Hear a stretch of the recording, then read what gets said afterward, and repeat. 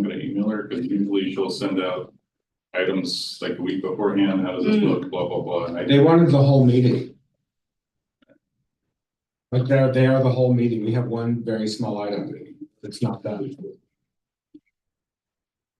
Mr. Mayor, we're live. Okay, we just need to mute that one, whatever is causing the. You go back and, yeah.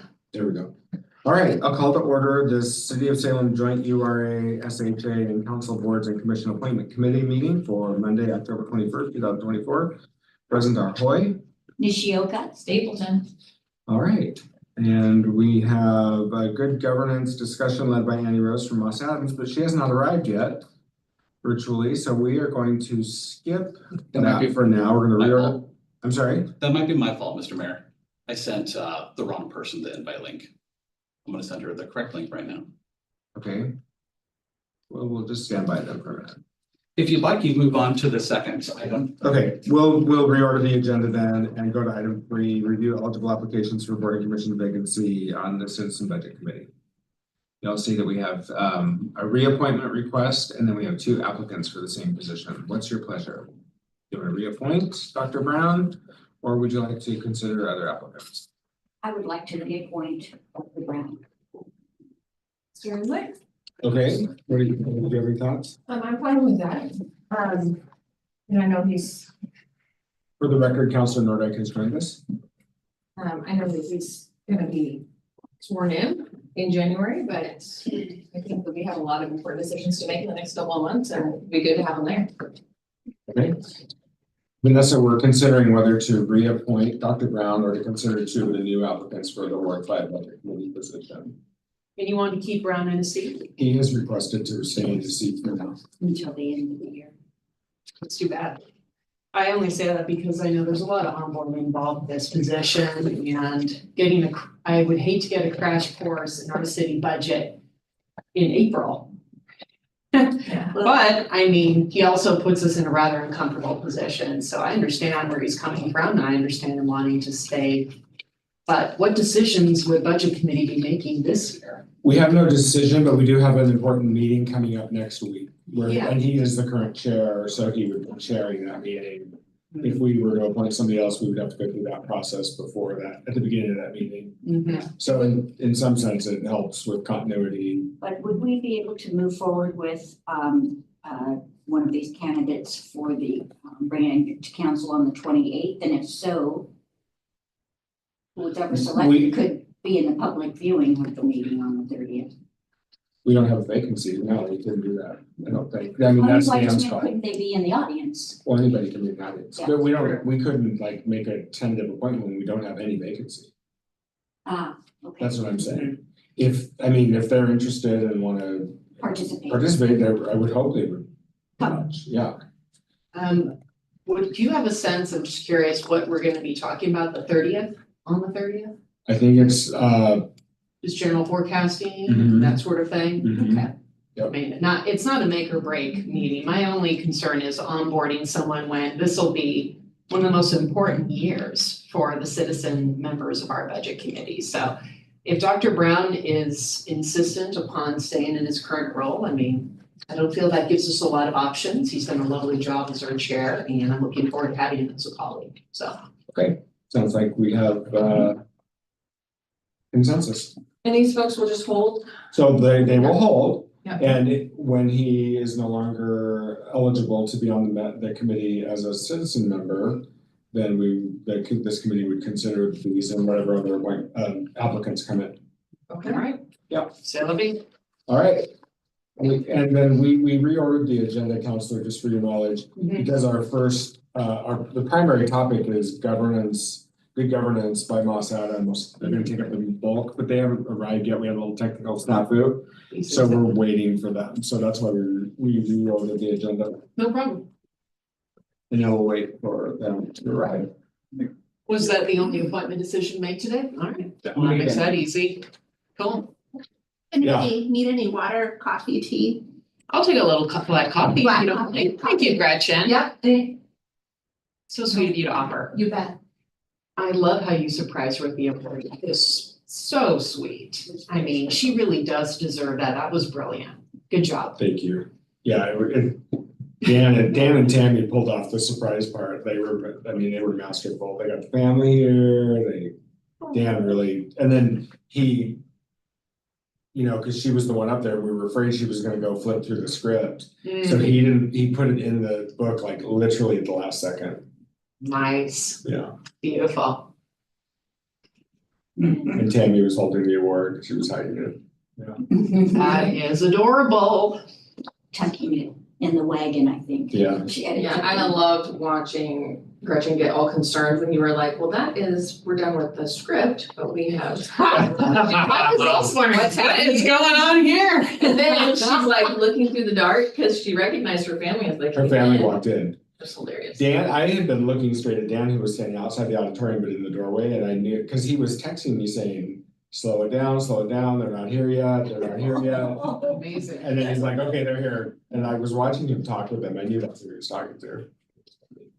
My family would also be late for my own award. Because that's how Nordiques roll, just a little bit late, so.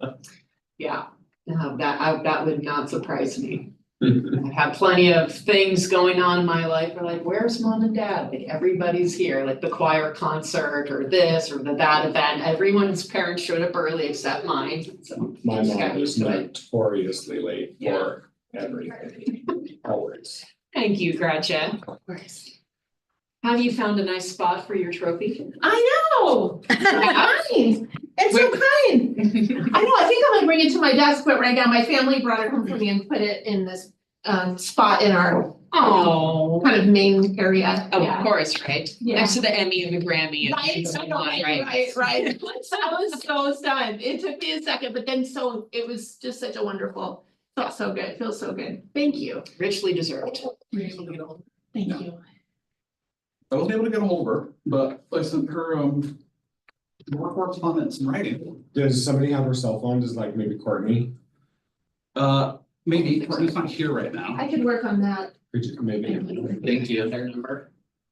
I have to do a meeting, but sure it It's is. the only number I have is Colin. I don't know either, any of them. I think I have them. Well, if push comes to shove, Gretchen, and I can kind of update you on where to do this. Okay, That Sure. sounds good.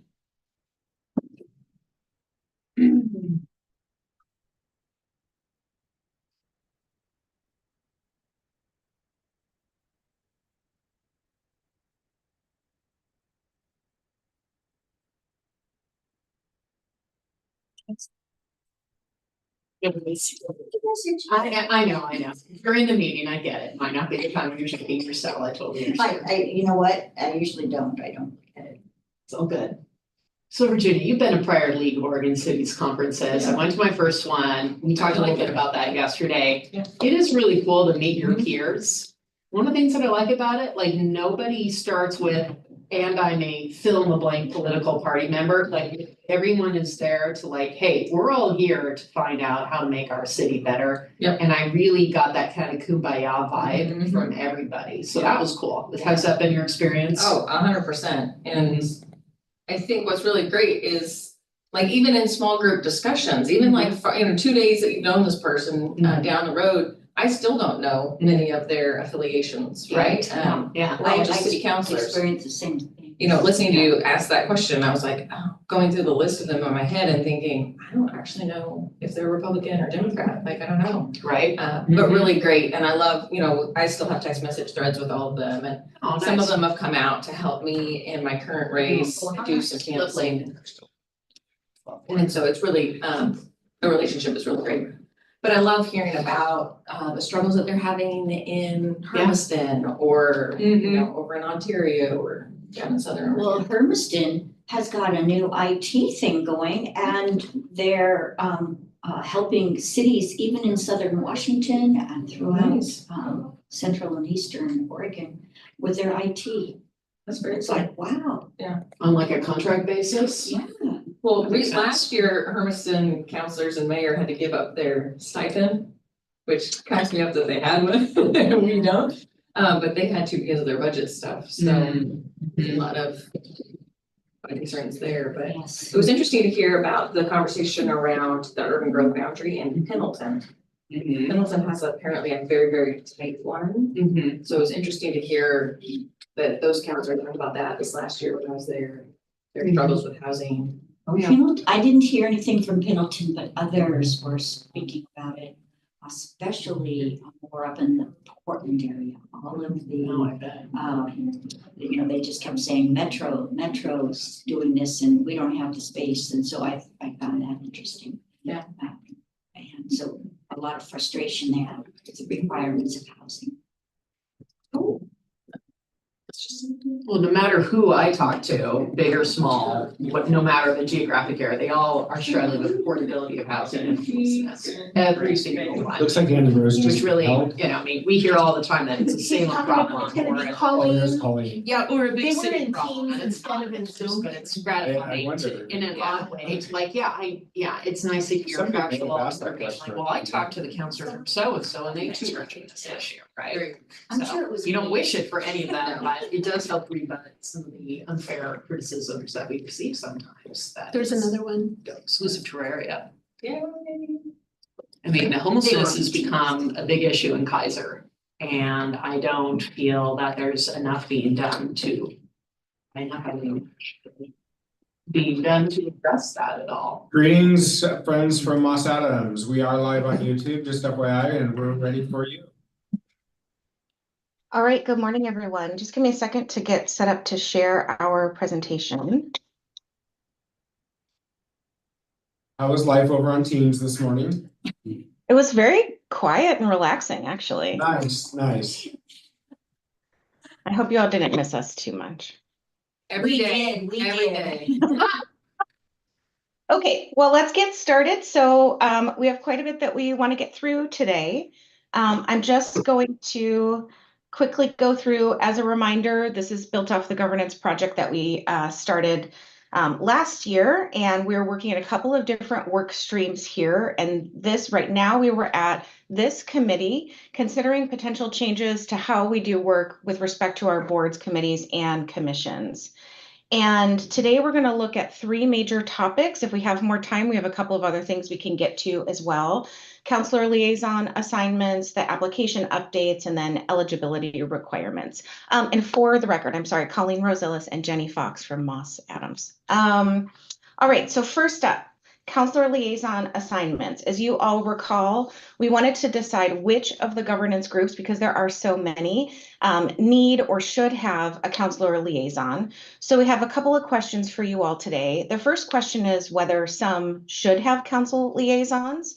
And then the second is the idea that if we say yes, then how do we decide how to assign a counselor liaison? So we have a couple of examples, like how complex the work the governance group does is, what the impact is on the community, whether it's aligned with council key priorities, and even if council members are interested. So I'd love to open it up just for the committee's thoughts as to whether we're yes to the first question, and if yes, does it seem like these criteria work for you, or if we want to look at other criteria? So let me start just with a little bit of background on why we're even having this conversation. And basically, I started this counselor liaison thing. I've heard it from I think it was at League of Oregon Cities. I heard some other cities were doing it, and I was hearing from our boards and commissions that they felt like there was a huge disconnect between the committee and the council. And so I thought that a liaison might be a way for them to have regular and consistent point of contact. Whether the counselor went to every meeting or not was not important. It was more of that they knew they had somebody they could always talk to.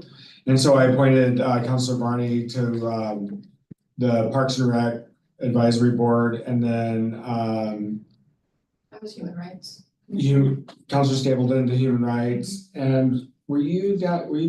I'm Dab. Dab, yeah, Councilor Nishioka to Downtown Advisory Board. I think those are the only ones that we've had. Community Action Agency Board, Chuck Bennett, Mayor Bennett started having like a kind of a counselor role. I don't know if that's the same thing. No, that's an actual appointment, an actual position on that board, where this is just like a liaison. This is much more informal. I'm on the airport. You're an actual member, like the Okay, community so there was action. confusion on that. Right, I thought I was a liaison and then it turned out that somebody just told me that.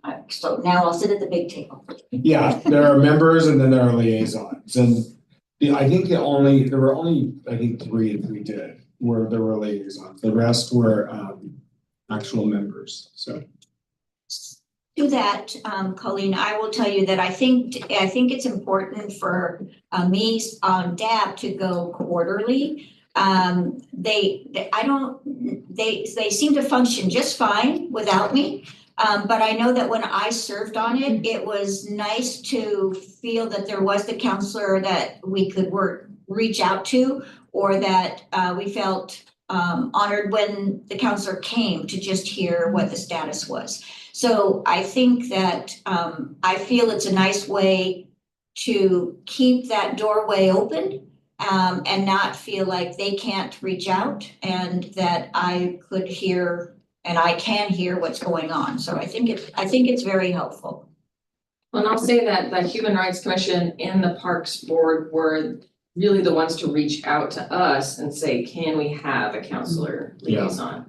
And so, I guess my question for you all and for the discussion is, does it rest with those people to ask to request one and to know that they can, and then the mayor would appoint somebody who's interested or who makes sense or whatever? I don't know. Yeah, and the other thing that you have to factor in is counselor availability. Like, I know there's 9, but it's when people say, oh no, I can only do one thing, which the vast majority of our council right now is like 1 or 2 committees, and that's it. You don't have resources to assign, so that's a challenge too. I think that to relieve that situation, if the expectation is that they be available by email and attend, say, 3 to 4 meetings in a year, I think that could be workable. That's really the vision I have with the liaison. Doesn't mean that they have to attend every meeting, but if they have a consistent point of contact, if they want to run something by, if they have a specific question, if they need, whatever. So. I just feel that oftentimes as a counselor, I don't always know what these boards and commissions are doing and whether or not they are within the scope of the council priorities. So I think it is important that there is either reports given to us on a regular basis, and sometimes even annually doesn't feel regularly enough to me. And so again, I think it's helpful to have a more open door. There's times when I don't feel that we're really knowing what's going on in some of the boards and commissions. I would push back and say that every year is enough for me to have somebody come before council and provide enough to, I know that's been one of your goals and has been really helpful and awesome to see. But, maybe even just in an information report, if you wanted it more often, would suffice. Well, I think more not necessarily to council, but bringing information to the assigned liaison so that they could say, I heard from this, that I heard from DAB, they're working on this. Just wanted to let all the other counselors know. And I believe that was your goal initially, was that the counselor would maybe bring forward, not necessarily them as a group, but what I'm trying to say is I'd like to see more open contact with whoever the liaison is assigned to, so that they're updated and that counselor could then bring that information. Yeah, I'll say, thank you. I'll say something else too. I don't know if the boards and commissions know what they're doing. Can I say that nicely? I think so. Because I think they are over there saying, what are we working on? And we're over here saying, like, what are they working on? Yeah. There's this really big disconnect. And I think when I talk to folks and when I go to, especially the Human Rights Commission, they're kind of like, what are we here for? What is the actual work that we're producing? Yeah. And I think that when you don't have actual work that they're producing, and there isn't that connection with council, then they kind of start to feel obsolete and like a rubber stamp and that like a box to be checked. And I think that we drift into that quite often. And so I don't know. And maybe that's what I'm trying to resolve in a sense. That's probably what I'm trying to. I appreciate the conversation. I'm listening to both y'all. And to me, I think when I look at who our incoming counselors are, very busy people. And putting the more expectations we put on them, the more you're gonna get C+ work instead of A+ work. If you have fewer assignments, you can do a better job at each assignment. And I worry that expecting say the liaison to SPRAB to have the energy and the desire and the follow through to not only go to enough meetings to become informed in what SPRAB is doing, but then to come back to us and let us know, hey, something is happening at SPRAB, maybe. I just feel like it puts a lot of expectation on a council that's become increasingly busy as we become a bigger and bigger city. I like the idea of having information reports because that gives us, it takes the pressure off that liaison to be that person, provide the information. And also, frankly, the staff, I think, do a better job at summarizing what's going on in a committee than I could just through a casual email to my council president or my mayor, or what have you. The information reports also means everyone has the same level of information. It levels that playing field for the community and for us. It's a transparency tactic. And if anyone's like, oh, if I want to call it up, they can use the counselor call up to say, yeah, I'd like to do a deeper dive into the information report from CPRB or SPAC or whatever. I mean, I would prefer, to me, knowing how busy I am and how busy my other peers, when I think of our incoming counselors, I don't know, I think that would be more realistic. So are you saying then that you don't feel that any counselor should be a liaison and that we would rely on staff to provide the information report? No, I'm just saying, but I think what you're asking is you're on the spectrum of level of counselor involvement. I think you're further along on the spectrum than I think some of our peers would feel comfortable being, just in terms of their bandwidth and their availability. I'm not sure I felt that way, but thank you for pointing that out. I'm not trying to overwork people. I'm just saying that I feel if somebody's assigned, then it's just a nice way to update, but an information report would be perfectly acceptable to me. What I'm thinking of is, having counselor liaisons just SPRAB, the decisions that Chris has already made, I think make total sense. But do we need one for every single commission? Probably not.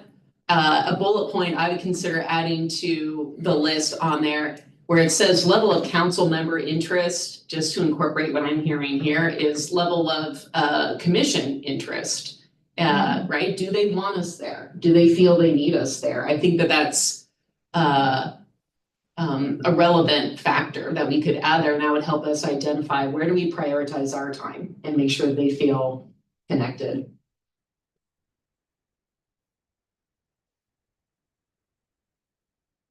Did that answer your question, Colleen? Yeah, I think it did. So I hear yes to the first. I also hear that there might be, and I can go to the next slide, we just have the whole list. There might be opportunities to say for this particular committee, the counselor liaison might appear twice a year or quarterly versus attending every meeting.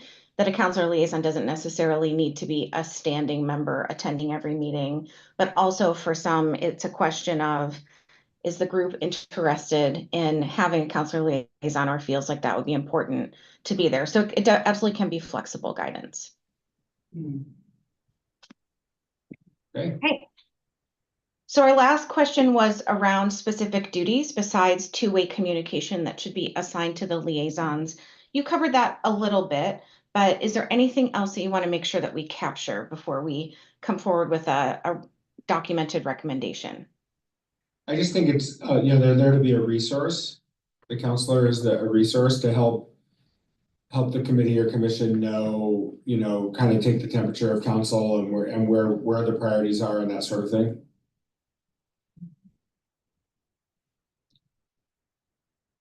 Yeah. Do we need to put on there who does the appointing? Or that's all, we're good, right? Mayor appoints, but who can request, either a counselor or a chair of a committee, commission, whatever? Yeah, I think it's important to be clear about that. Yeah. That makes sense to me, the people you identified. Yeah. Okay. All right, well, let's move on. So next up, we have the application. there was interest really strongly among council members throughout this process of the city updating the application process to gather more information. We have 2 questions for you. The first is whether you believe the city should switch to an annual recruitment process for all positions as opposed to rolling. That's something that's common in other cities, particularly when you have folks who are interested in multiple committees or boards, and that's something I see you all struggle with every meeting where you have people who check every box. So something to consider there. There would likely in that process still be in between, if someone resigns from the commission, then we would want to appoint that vacancy, but it would be likely less work for this committee, except for that, one big chunk a year. So what do you all think of that? Would it save our staff time if we switch to an annual recruitment process? What do you It's a think, relevant factor. Gretchen and Dan? It might. I'm trying to get my head around what would be different because I guess my experiences were continually promoting the boards and commissions. Mine continue to rotate openings, so it feels like an ongoing activity. And I guess I can't imagine getting to only having that annual, and maybe the change would be an extra boost once a year. So I'm not sure. If the switch can be made to have applications be available, which they sort of are, there's a little bit of an internal debate right now. I post on the website the current vacancies for boards and commissions. And so if a resident were to go and look and want to apply or see if there's a vacancy on the Downtown Advisory Board, at a glance, they may see that there isn't. Now, they can still apply for that board if they click a couple of extra places. They can apply right now to everything, but it's not readily apparent unless you make a couple of extra clicks that you could apply for whatever you want right now. So I think that there are cases where people would be willing to apply for a board or commission, but they aren't, and they wait for that application or for that vacancy to be open. And I do think it would be easier from a staff perspective if we had year-round open recruitment that people could apply for all the boards and commissions, regardless if there's vacancies. I think that would help staff a lot. But I think this is asking us a different question. I was a little bit confused by the question, and so that's why I sort of said at the beginning, if that change could be made, that would be very helpful.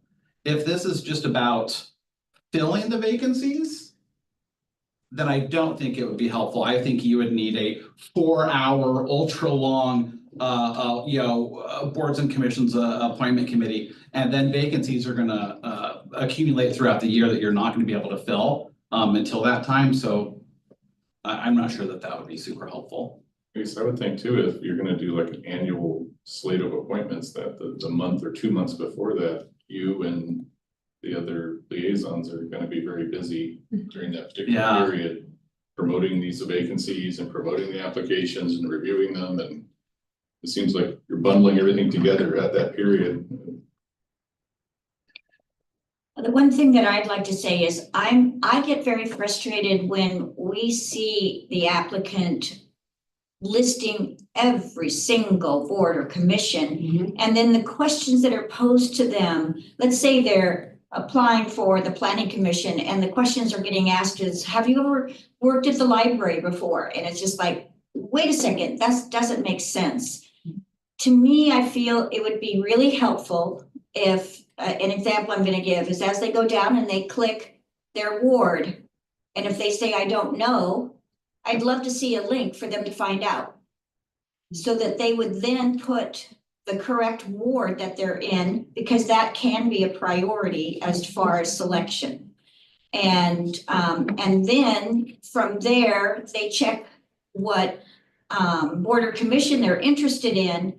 And if they start to click a bunch of buttons that they're not able to go on, that they need to decide and say, I want the library board, they fill out and answer the questions for that one.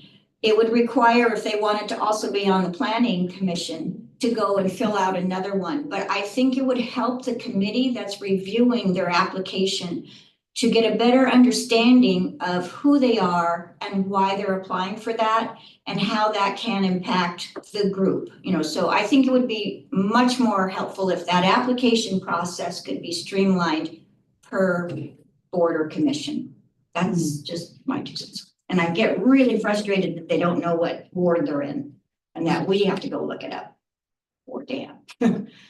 So, and if it's an at-large, that's okay, but I think it's just helpful to know.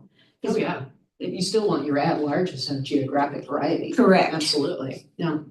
Well, I love that on your bullet points on screen, Colleen, you've included specific lived experience related to the group's purpose. I think that would be really, to me, that would make a huge difference in appointment decisions for me, is understanding why you are a good fit, what makes you stand out from all the other applicants. And I think that would be really fantastic. I like everything else on this list too.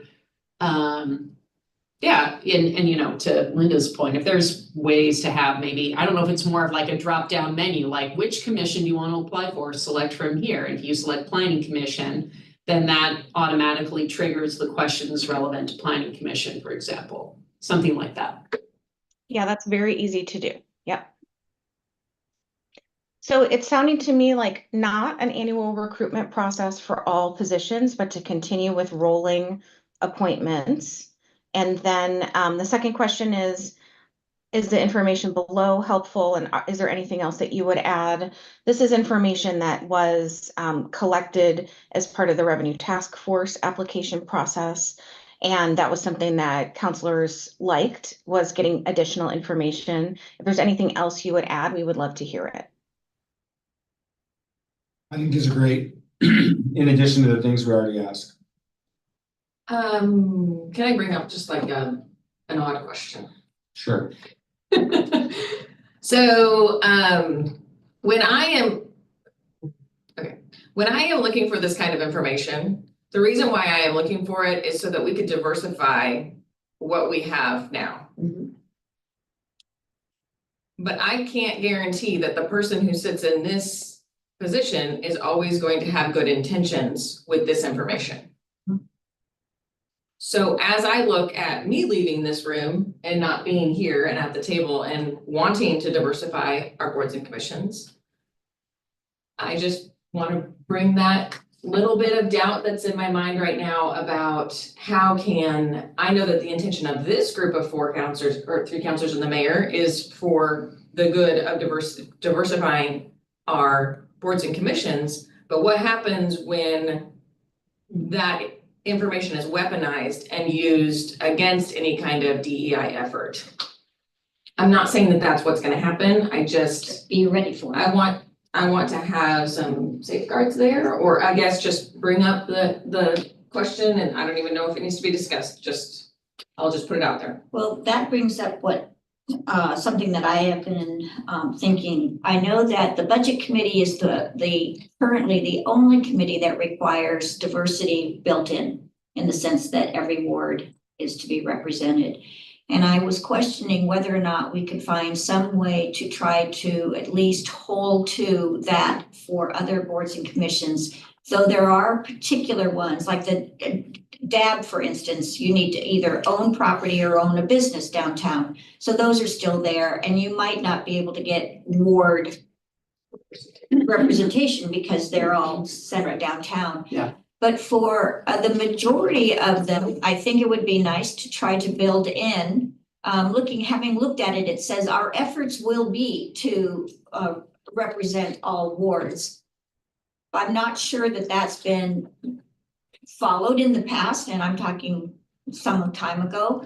And so I think it would be nice if we could find a way to try to build in that equity in some ways that are in basically the rules of that board or commission.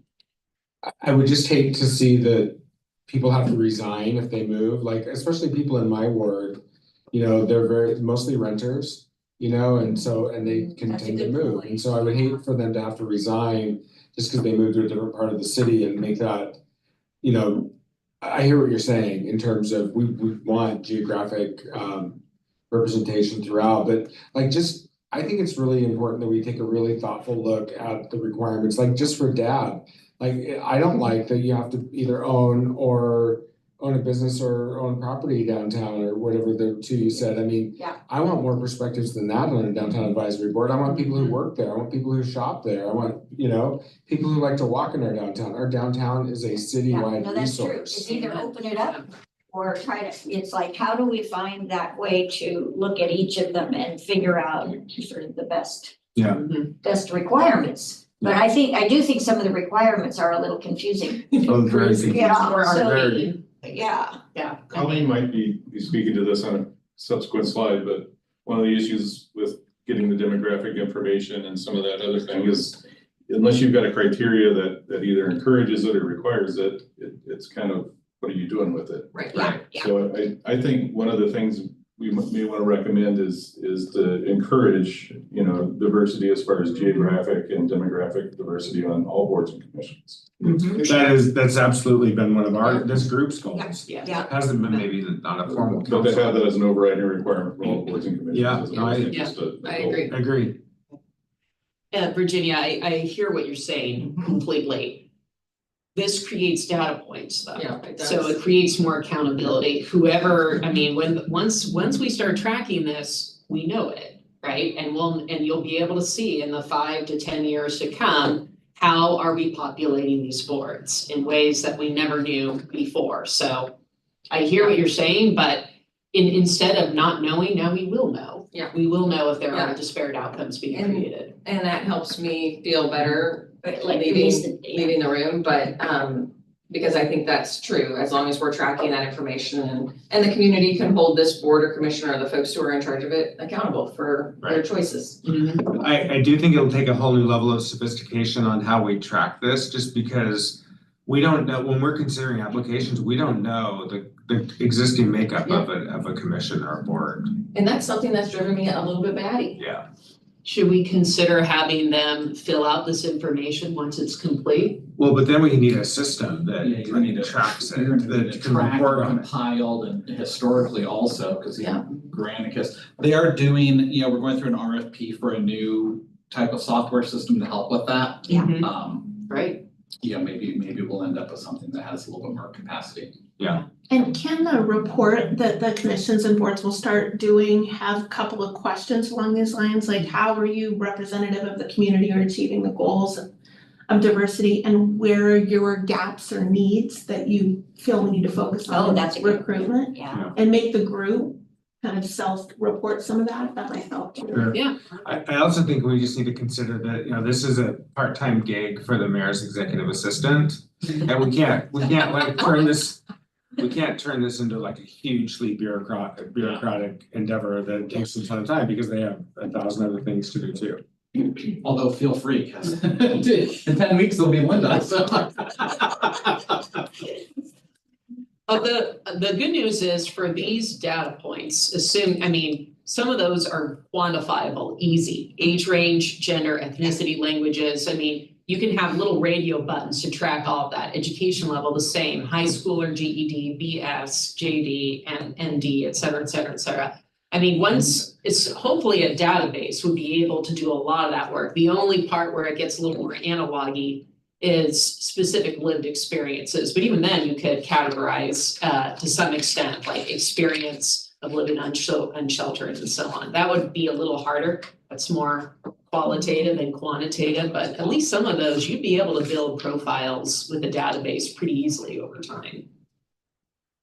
Yeah, and I just want to be really clear, like what has been frustrating for me is that we do get some information already. Not always do people opt to fill in that information, right? So you have to deal with that as well, but you could be considering 3 different people for one position, but yet the data that's existing for that board or commission is not there, right? Yep. So you're gonna have this this period of transition where folks have not provided information to, so anyway.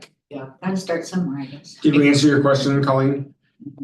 Yeah, I think so. So I think the answer is yes, this information would be helpful, and that there's also a piece of the eligibility requirements and the annual reporting around gathering existing data and how the city is gonna actually track this data.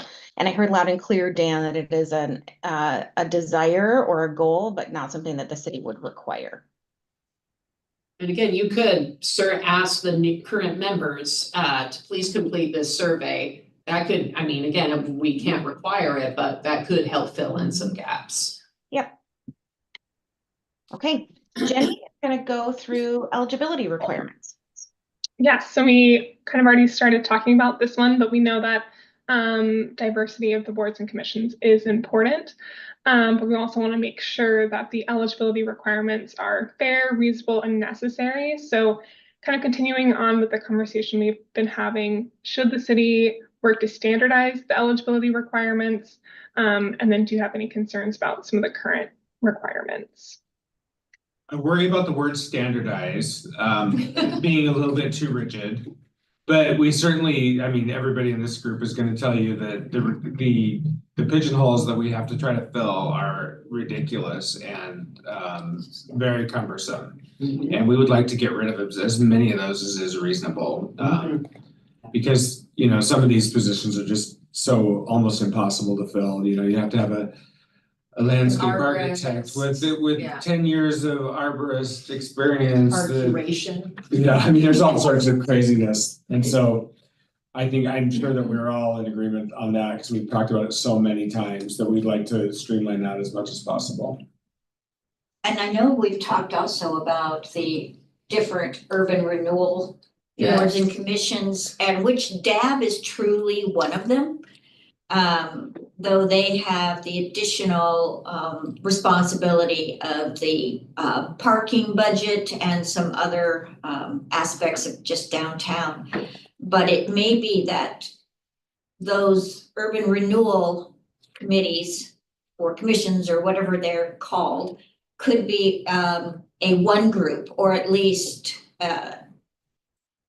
two or something, so that we could condense that. I think that could be helpful. Linda, hold that thought about 4 more slides, please. Okay, thank you. I want to underline what our mayor said earlier about how some boards like DAB, you know, there's so much preference and sometimes it's explicit and sometimes it's implicit, but tilted towards property owners. Yeah. That means that, you know, a barista can never weigh in on downtown, even if that barista has been working there for 10 years, knows all the customers, knows the issues downtown a lot better than an owner who perhaps goes and visits his franchise or her franchise once a blue moon, right? So I would love to take away that sort of this, I don't know, this tilt, I don't know if that's the right word or not, but it's the word I'm using, towards property owners in a wide variety of capacities. Like sometimes it really is like you have to own a business, and sometimes it just feels like that's the outcome that happens. It also means that experience is important, but there are some times where we've talked a lot about having a youth member on some of our boards, and there's no 18-year-old I know of who owns a business in town, at least not a brick and mortar one, right? So there's, you know, I mean, how we create these eligibility requirements, and if we put so much emphasis on experience for every single position, then no one with no experience but fresh ideas and a fresh look at things will ever rise to the top. So I know we've talked a little bit about having like youth positions carved out in certain boards. Are we going to be talking about that today? This would be the place to do it if you wanted to add something like that. I mean, we had talked about that for what, Parks and Rec, maybe the library already has a teen advisory board altogether, but are there others that you feel strongly about that? I like the idea of just removing barriers to youth. I think that instead of, I would hate to create a new pigeonhole, but I would like to remove the barriers that prevent youth from participating. And I think that the things you just talked about are exactly that. So I would love to just remove barriers so we can have youth all over on all of them if we can find applicants. But I would hate to say we have to on this and then we have a position that just goes unfilled. Yeah, another one that there's no applicants for. Yeah. We do have one, the budget committee that has by ward representation, Yes. but none other, correct? Planning? Nope. Nope. Nope, Okay. it's But just, I would like to insist that planning does. I do too, that was, And then the problem comes up that if, no one's there. well, I think that, because planning has really been weighted to one area of town for so long, I think it'd be really good to help bring in people from across the city.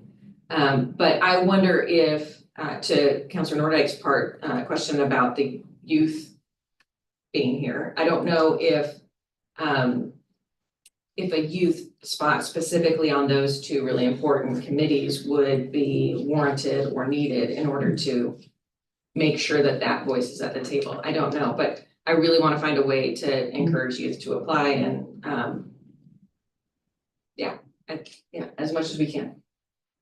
I didn't mean to give you the squinty eye when you mentioned geographic requirements for planning commission, but I immediately thought, because planning commission has all these extra rules and such, are there any concerns for, would it be harder to make geographic requirements a thing for planning commission, just statutorily, Dan? That's my It only would, question. my suggestion would be to limit it to like maybe no more than 2 positions from From one one ward. as opposed to requiring. all Requiring. wards. Okay.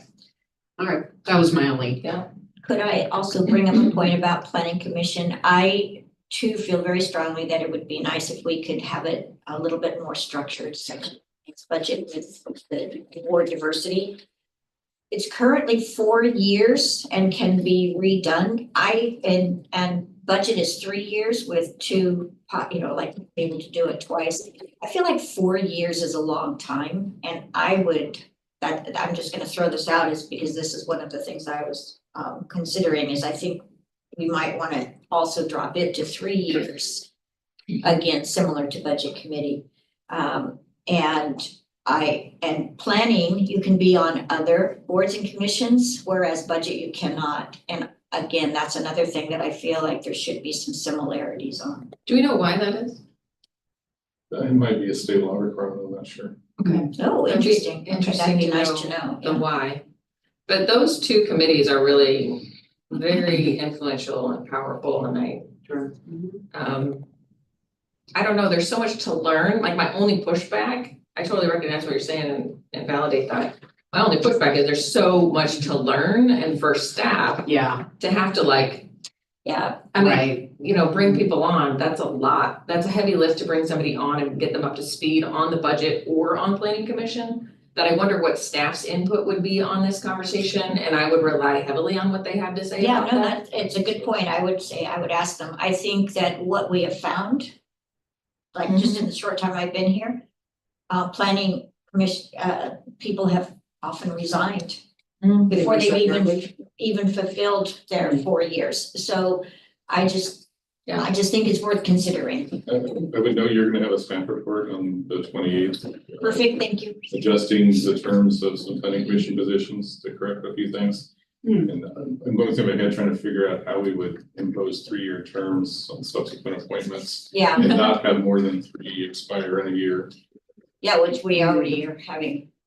Kind of a- But not to say it's impossible, it's just interesting to figure out how to work that out.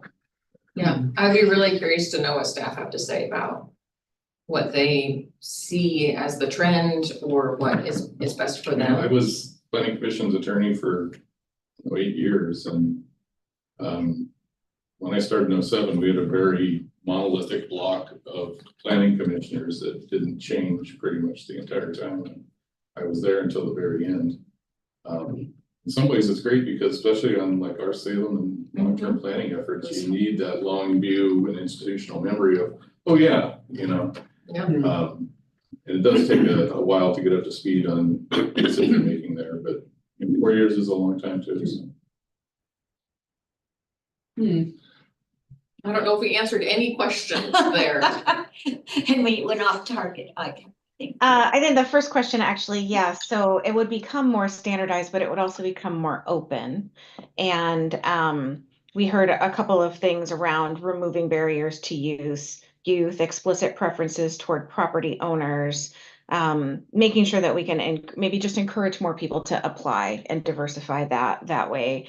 And then there's, with respect to planning, an interest in making it more like budget in terms of representation and also terms. And so Dan, we'll connect with you as well as we'll connect with the planning commission, their staff support to see what options are, and we'll bring those back to you all. Sounds good. So other than DAB and the other committee is escaping me, what other concerns do you have about eligibility requirements? Oh, it's the parks one and the arts one are really wonky. Arts, urban renewal. We'll talk about that later. And downtown, we wanna open that up and get away from this landowner idea. Any other? Or business, it's basically business or property owner, meaning that you're in the condo. If a property owner, or resident, I think is open to renters. That would be something to check, but again, to the point, the focus is always, I think for a long time has been the idea that you either own property or a business. Renters already feel powerless. It would be nice to know that that's no longer a barrier for these positions. I think that you can live or work downtown. I think it's just one position or two positions Yeah. maybe though. Yeah, true, it is. I would hate to go through this process and have us just kind of like from memory go through the ones that are crazy. I just wanted to make sure that you all are going through there and kind of looking at with staff maybe. What to seemed look at crazy them to you? what seems crazy to you. To make sure we're not missing anything, you know, on CATSI or whatever else that's out there that we're not bringing into consciousness in this moment. If it requires a whole stack of diplomas and or a whole lot of money, we want that barrier removed. Does that make sense? Yeah. In the next meeting, we'll bring you back that full list so that we'll consider those individually. Yeah. Great. Okay, I'm gonna keep us going. So this is just a quick review of what we did last time and what the status is there. We're gonna touch annual reports and work plans next, as well as sunset and combination. And then for standardized bylaws, staff is working on that. For the regular review process, we're also working with the city attorney on that. And then standardized naming conventions, then we'll just communicate that to staff, but there's nothing additional to discuss there. So the annual report structure, here's the recommended report content that we would require from those governance groups that we would want an annual report from. And that includes some of the things that we've already talked about today, like summary of your priorities. What do we do with respect to community outreach? We can also add the demographics of the group to this list if you would like to. Any questions or additions to this list? No, that's a good list. It looks great. I like that list. I have a question that maybe is like, I don't know if it's pointed here or bigger, but you're reaching out to staff through this process and to us, but are you reaching out also to the current chairs of the different boards and commissions and seeing what's working well for them, what they see as the hurdles too? Yeah, so that was a part of the original assessment. Yep. Okay, great. Thank you. Okay, I'm going to keep us going. So next up is we talked last time about whether or not every board would want a work plan. And so we have some highlighted and bolded here that we recommend as having an annual work plan. Some don't necessarily make as much sense to develop a work plan, like the Municipal Judge Compensation Commission. They're probably one thing on that work plan. Are there any that are not highlighted that you would want a work plan developed for? I think the Public Library Advisory Board, maybe. And CPRB. I think CPRB has really struggled with its relevance because they've had so few complaints to review. So I think it would be a good opportunity for them to have that, that moment, like, what are we doing then? If we're not reviewing complaints, why are we still meeting? Is there something else we can be doing with the police department and the community? Got it. Yeah, I'm not entirely sure that board is functioning as originally thought. Oh, it's not. And I don't know if we can fix that with this process or with any other process. And I don't even know anything about the Civil Service Commission. Yeah, I don't know who It they are. doesn't exist, really. Oh, okay, I was gonna say, What are they? It exists in name only. I think it might be statutory or something, Dan. It's pretty much for the fire service. Yeah, Yeah. and there's for the three, fire three people service. are on there, right? I think it's, anyway. I don't know if they know they're on it. Yeah, it's, Yeah. they haven't met, I don't think, in my entire time on council, as far as I know.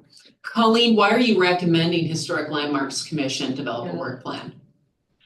Cause they already do. Well, oh, go ahead, Dan, sorry.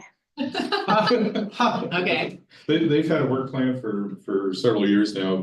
Kimberly has worked well with that commission.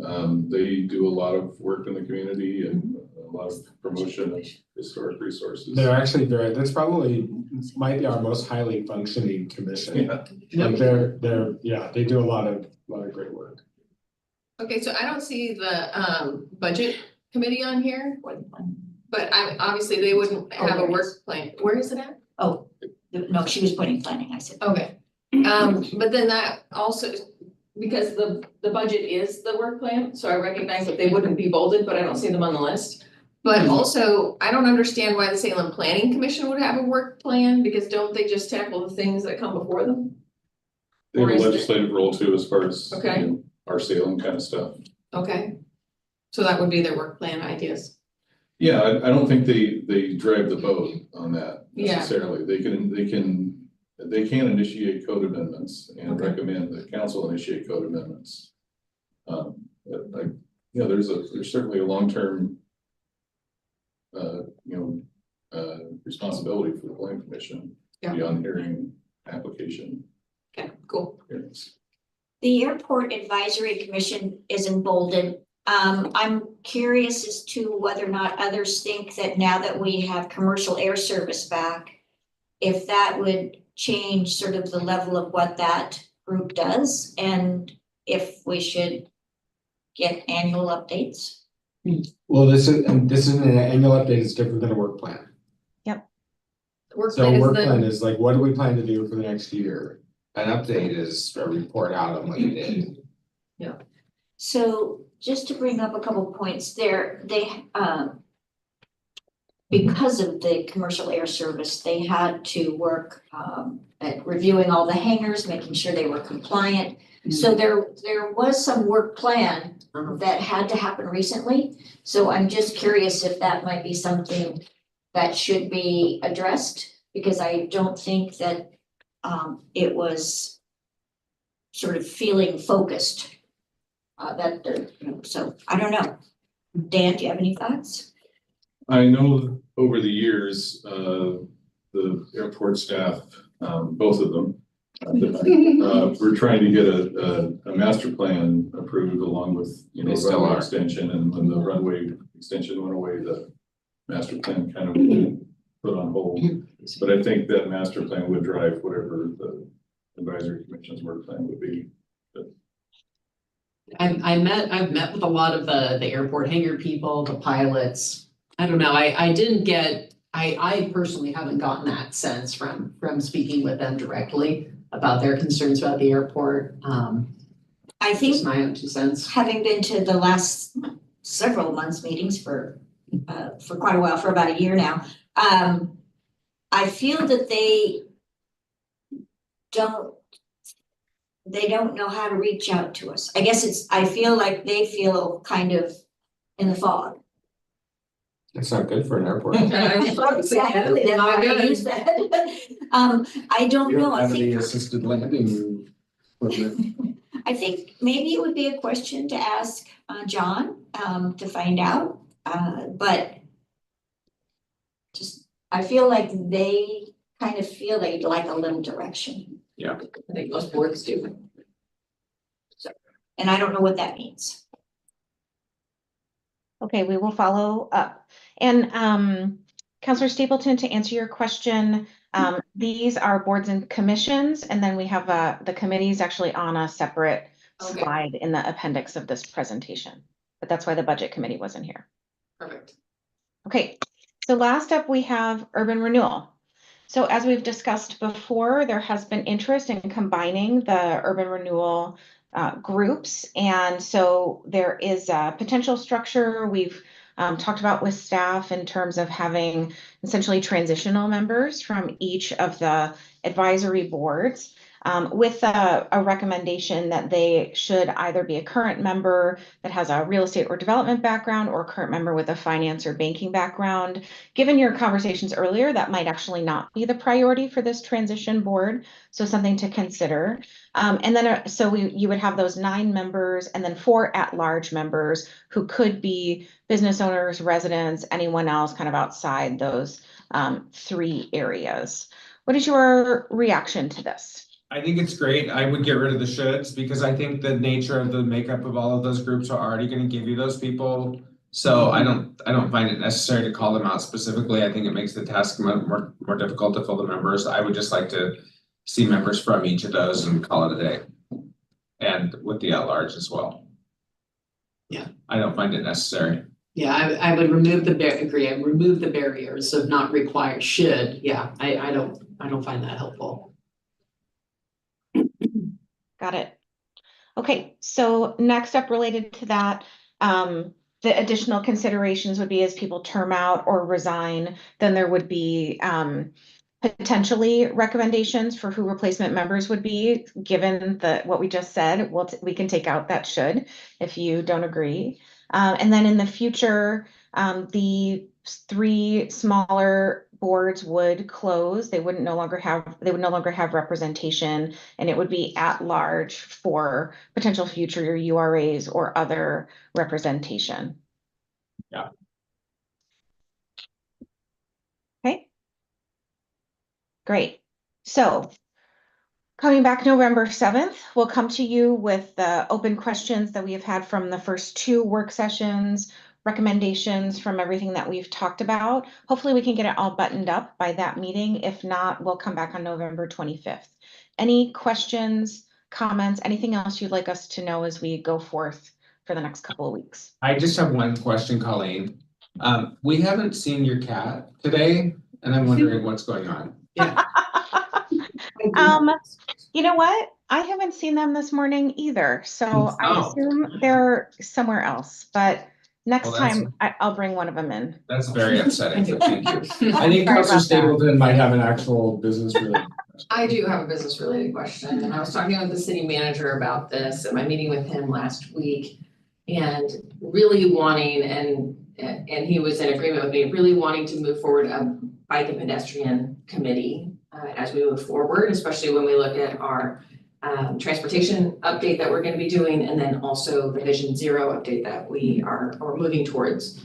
And I didn't know when the right time to bring that up with this group would be, and I feel like now is a good time, as good a time as any. But yeah, I know that we have CATSI right now. They do a different job, and it's not necessarily focused on bike and pedestrian. But when we're looking at reducing deaths in our transportation system, I think it would be good to bring forward a group like this. So I guess I would just toss out, do we need a specific group, or do we need to expand the scope of the CATSI? And that has been my question as well. And I don't know, every time I ask that question, I get very much so like frowny faces from staff saying, well, they definitely do something different. And so I don't know, and maybe, Colleen, you all have ideas from other cities that do have bike and pedestrian committees, what their roles typically are, and maybe we could compare that to CATSI and see, do we need to expand their role, or do we need to create something new? I would be fine with either, but I would just like to bring forward that idea that we really don't have anybody focused in on transportation other than CATSI, but on this idea of bike and pedestrian safety throughout the whole city. Colleen, is that something we could ask you to take a look at and come back to us with something? For sure, and we'd have to look at actually the founding charter for CATSI. My recommendation is, given the nature of this work and all of your interest in streamlining and making things easier, would be to expand the scope of an existing committee or commission instead of creating another one, because the whole genesis of this was this is too much to get our arms around and understand what's going on. So then there's another commission already that you're going to want, counselor liaisons, you'll have to have volunteers, all of those things. So I would consider expanding the scope, but we can take a look. Can I ask a couple questions? Yes. You said committees, are you thinking this is a council subcommittee, or are you thinking this is a citizen? Citizen, sorry. With Different counselors or just citizens? I was just thinking citizens. In an ad hoc limited duration or just ongoing? I was thinking ongoing, but So this is more like a commission then, right, than a Yeah, committee? or a Yeah. planning commission subcommittee. maybe at the beginning of this document, we could have detailed descriptions of what the hell all of this is. Whether it's a committee or a commission, I mean, nobody understands the difference between those things anyway. But obviously, there is a very distinct difference. One guy does. My one guy does. Look here. That guy is you. I mean, Yeah. the planning commission deals with a lot of these issues and has background in it, so, but I don't know if they have capacity to do a separate subcommittee, but.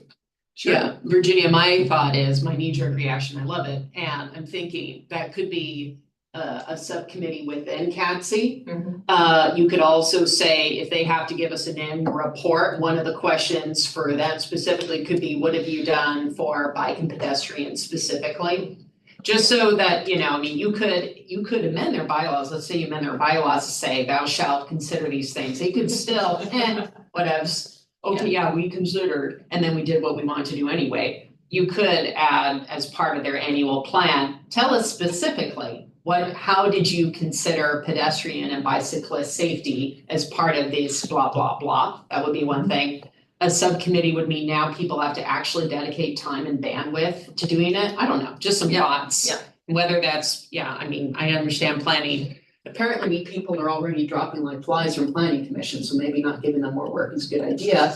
On the other hand, well, that's what I seem to be saying. People were resigning early. People have resigned early and I was just questioning the length of time. Yeah, I don't, but anyway, I agree. I think that could be a good way of doing it, but ensuring that there's some teeth to it too. Like, no, you really do have to take these things into account. Yeah, so, yeah, just a thought. Yeah, and I don't know how that all works in with the TSP update and how the CIP is now going to planning for review first. I don't know how that works with the Vision Zero and how we are forming a group, because I don't know the name of staff and community leaders to help guide our planning for Vision Zero. I don't know how this all works together. I know, I'm sorry. I don't either. Okay, so I'll bring it here to the glorious Colleen Yeah. and she will figure it all out. Yes.